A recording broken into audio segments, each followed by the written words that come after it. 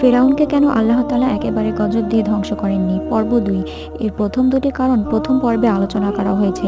যারা প্রথম পর্বটি মিস করে গেছেন তাদেরকে অনুরোধ করব ভিডিও স্ক্রিনের বাম পাশে দেওয়া প্রথম পর্বে ভিডিওটিতে ক্লিক করে দেখে নেওয়ার জন্য। ৩ নম্বর কারণটি হলো এতিমদের মেহমানদারি।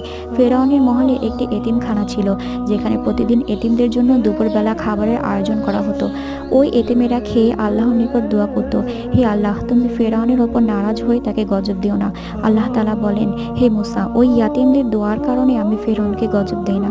৪ নম্বর কারণটি হলো ফেরাউনের এক বৃদ্ধ মা ছিল। ফেরাউন তার মায়ের খুব যত্ন নিত, মাকে নিজেই গোসল করিয়ে দিত, খাইয়ে দিত। ওই ফেরাউনের মা আল্লাহর নিকট দোয়া করে বলতো, হে আল্লাহ, তুমি আমার ফেরাউনকে যদি গজব দাও তাহলে আমি মায়ের সেবা কোথায় পাবো?